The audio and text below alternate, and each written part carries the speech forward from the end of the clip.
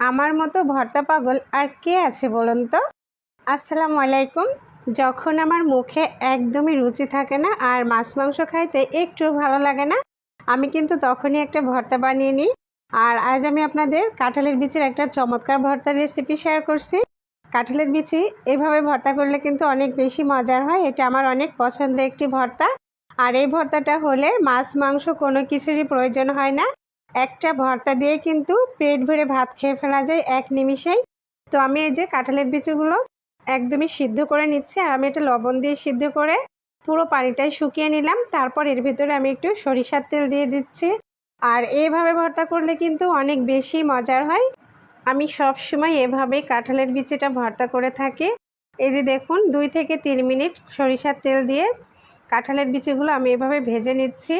খুবই সুন্দর একটা স্মেল আসছে। তারপর আমি একটু সরিষার তেল দিয়ে শুকনো মরিচগুলো ভেজে নিচ্ছি। আর আমি এখানে 4টা শুকনো মরিচ নিয়েছি।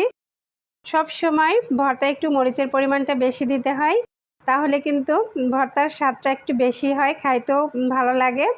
তো এই যে দেখুন মরিচটা আমি খুব সুন্দরভাবে একটু কালো করে ভেজে নিলাম। তারপর এটা আমি এখন তুলে নিচ্ছি। আর এই ভর্তাটা আমি এখন শিলপাটায় বেটে নিব। তার জন্য আমি ভেজে রাখা মরিচগুলো এখন নিয়ে নিচ্ছি, আর বোটাগুলো ফেলে দিয়ে তারপর মরিচটা আগের থেকে আমি যেভাবে একটু বেটে নিচ্ছি। অনেকে কাঁঠালের বিচি ভর্তায় রসুন দিয়ে থাকে। আমার মনে হয় রসুন ছাড়া শুধু ঝাল এবং পেঁয়াজ দিয়ে ভর্তাটা করলে বেশি মজার হয়। আর আমি সবসময় এভাবে কাঁঠালের বিচিগুলো ভর্তা করে থাকি।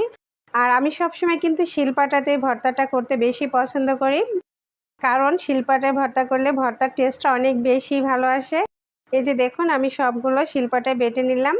আর এটা কিন্তু আপনারা হাত দিয়ে চটকিয়ে অথবা ব্লেন্ডারও করে নিতে পারেন, কিন্তু শিলপাটার মজাটাই আলাদা, আর এভাবে করে নিলে বেশি মজার হবে। তো আমি সবগুলো এভাবে বেটে নিয়েছি। এই যে দেখুন একদম মিহি করে বেটে নিয়েছি। তারপর আমি এখানে কাঁচা পেঁয়াজ নিয়েছি। ভর্তার স্বাদ কিন্তু কাঁচা পেঁয়াজেই বেশি আসে, এই জন্য আমি কাঁচা পেঁয়াজ নিয়েছি। আর একটু লবণ দিয়ে পেঁয়াজগুলো একটু চটকিয়ে নরম করে নিচ্ছি। এতে করে সমস্ত ভর্তার সাথে পেঁয়াজটা খুব সুন্দরভাবে মিশে যাবে আর খাইতে অনেক টেস্টি হবে। আমি হাত দিয়ে খুব ভালোভাবে পেঁয়াজটা পুরো কাঁঠালের বিচির সাথে সুন্দরভাবে মিশিয়ে নিলাম। এই যে দেখুন খুব সুন্দর করে মিশিয়ে নিচ্ছি। তারপর আমি এখানে সরিষার তেল দিচ্ছি, আর শেষ অংশে সরিষার তেল দিলে কিন্তু ফ্লেভারটা অনেক বেশি ভালো আসে।